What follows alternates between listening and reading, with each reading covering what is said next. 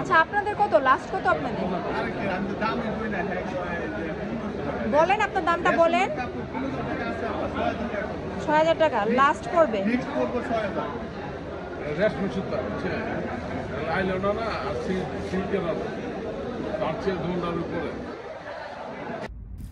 আসসালামু আলাইকুম everyone, welcome to Sheikh blogs. আশা করছি সবাই ভালো আছেন। আজকে আমাদের ব্লগটি হচ্ছে ঐতিহ্যবাহী ঢাকায় জামদানির হাট নিয়ে। আমাদের বাঙালি নারীর প্রত্যেকেরই একটা শখের জায়গা হলো এই জামদানি শাড়ি। একটা সাদা শুভ্র জামদানি, একটা সিঁদুর লাল টুকটুকে জামদানি, একটা সুন্দরী কমলা রঙের জামদানি, একটা নীলাঞ্জনা নীল জামদানি, ইত্যাদি ইত্যাদি যার যার পছন্দসই রঙের জামদানির কালেকশন যেন বাঙালি নারীর একরকমের নেশা। ভোরের আলো ফুটে ওঠার আগে শুরু হয়ে যায় জামদানি কেনা বেচার হাট। রূপগঞ্জে প্রতি শুক্রবার ভোর ৫টা থেকে শুরু হয়ে যায় এই হাট। আমরা সকাল ৬টায় রওনা হয়ে ৬টা ৩০-এর দিকে পৌঁছে গেলাম হাটে। আমরা লেট করেই বের হয়েছি। ৪টা বা ৪টা ৩০-এ বের হলে ৫টায় পৌঁছে আপনাদের দেখাতে পারতাম ভোর হওয়ার আগে অন্ধকারে কিভাবে জামদানি কেনা বেচা হয়। জায়গাটির এক্স্যাক্ট লোকেশন হলো নারায়ণগঞ্জের রূপগঞ্জের তারাবো পৌরসভা নয়াপাড়া জামদানি প্রজেক্ট। এক সপ্তাহ পর পর হাট বসার কারণ হলো একটা ৩ থেকে ৬-৭ হাজার টাকার শাড়ি তৈরি করতে ২জন কারিগরের প্রায় ৭ দিন সময় লেগে যায়। তাই প্রতি শুক্রবার তাঁতিরা তাদের তৈরি করা শাড়িগুলো নিয়ে সপ্তাহে একদিন এই হাটে চলে আসে। এখন আসি জামদানি শাড়ির দামের বিষয়ে। একটা শাড়ির দাম নির্ভর করবে সেটা কি সুতো দিয়ে তৈরি হয়েছে, কাজের পরিমাণ কেমন এবং কতদিন লেগেছে সেটা তৈরি করতে, তার উপর। যে শাড়ির সুতা যত চিকন শাড়ি তত হালকা, দাম তত বেশি। আর যদি সুতা মোটা হয় শাড়ি ভারী হবে এবং দামও কমতে থাকবে। এগুলোই মূলত শাড়ির দাম কম বেশি হবার কারণগুলো। মহাজনরা এই পাটিগুলোর উপর বসে থাকে আর তাঁতিরা তাদের বানানো ২-৪টা শাড়ি নিয়ে মহাজনদের কাছে দেখায়, দরদাম করে, ভালো দাম পেলে বিক্রি করে দেয়। অনেকে আছেন যারা অনলাইন প্ল্যাটফর্মে জামদানি শাড়ির বিজনেস করেন। তাদেরও দেখলাম এখান থেকে পাইকারি দরে শাড়ি কিনে নিচ্ছেন। আবার যাদের বিভিন্ন জায়গায় শোরুম আছে তারাও এখান থেকেই জামদানি কালেক্ট করছেন। মজার ব্যাপার হলো একজন মহাজনের সাথে কথা বলে জানতে পারলাম আমাদের মাননীয় প্রধানমন্ত্রী শেখ হাসিনা যে জামদানি শাড়িগুলো পরে থাকেন সেগুলো এসব তার থেকেই যায়। এক একটা শাড়ির দাম প্রায় ৫-৬ লাখ টাকা বা তার থেকেও অনেক বেশি হয়ে থাকে। ৪-৫ হাজার টাকা থেকে শুরু করে যে যত দামের চান সব দামের শাড়ি তাদের কাছে রয়েছে। জামদানি শাড়ির ক্ষেত্রে কাউন্ট খুবই গুরুত্বপূর্ণ একটা বিষয়। কাউন্ট দিয়ে বোঝানো হয় শাড়ির সুতার মান কেমন।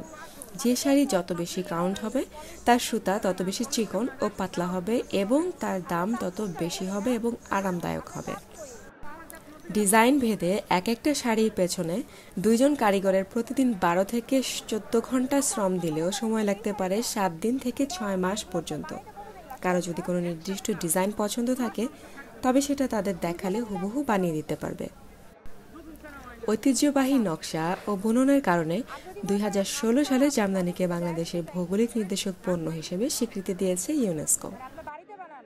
এর মধ্যে আবার কিছু কিছু শাড়ি আছে যেগুলো হাতে তৈরি না, মেশিনে তৈরি হয়। আবার কিছু কিছু শাড়ি আছে যেগুলো রেশম সুতার হয় না, নাইলন সুতার হয়ে থাকে বা ওরা এটাকে পলিস্টার বলে থাকে। এগুলো চিনে না থাকলে শাড়ি কিনতে গিয়ে ঠকবেন। সুতরাং শাড়ির কাউন্ট, সুতা, হাতে তৈরি কিনা এ সব কিছু বিবেচনা করে এরপর দামাদামি করে আপনার পছন্দের জামদানিটি বাছাই করবেন। অনেকেই বলে থাকেন জামদানি শাড়ির আবির্ভাব হয় মসলিন শাড়ির পাশাপাশি। মসলিন শাড়ির যে তাঁতিরা আছেন তারাই জামদানি শাড়ি বোনা শুরু করেন। জামদানি সাধারণত ৪ ধরনের হয়ে থাকে: full silk, half silk, half cotton এবং নাইলন। আর যারা এত সকালে হাটে যে শাড়ি কিনতে না চান তারা তাঁতিদের তাঁত থেকে সরাসরি যে শাড়ি কিনতে পারবেন বা আপনার পছন্দের মতো শাড়ি অর্ডার দিয়ে আসতে পারবেন।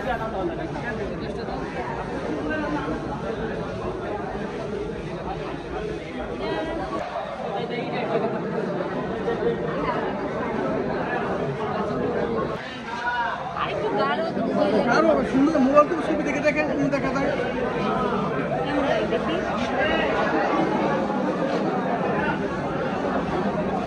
আমি বললাম কাজ কিন্তু হালকা কাজ, আপনি দেখেন আপনি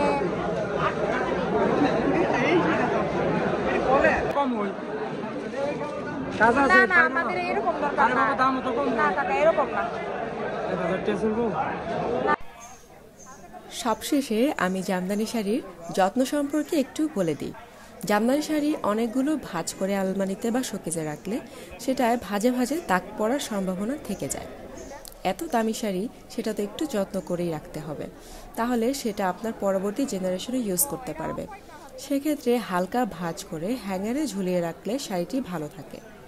আর পরার পর বা ব্যবহার করার পর একবার রোদে দিয়ে এরপর আবার হ্যাঙ্গারে ঝুলিয়ে রাখতে হয়।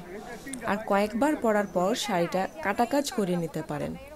এর মানে হচ্ছে তাঁতিদের কাছে শাড়িটি দিলে তারা আবার সেটাকে পলিশ করে দিবে। এভাবে একটি জামদানি শাড়ি বছরের পর বছর সুন্দর রাখা যায়।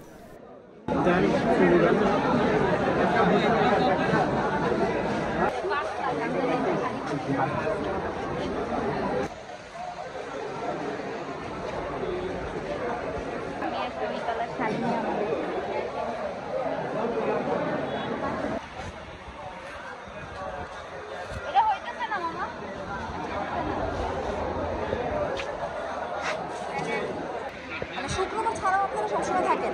প্রতি শুক্রবার জায়গায় বসে ও আচ্ছা।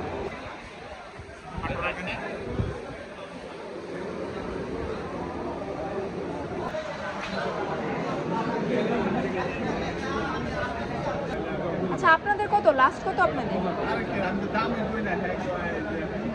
বলেন, আপনার দামটা বলেন। ৬,০০০ টাকা লাস্ট পড়বে। রেশমি সুতা আইলো না আর সিল্কের তার চেয়ে ধন্যার উপরে।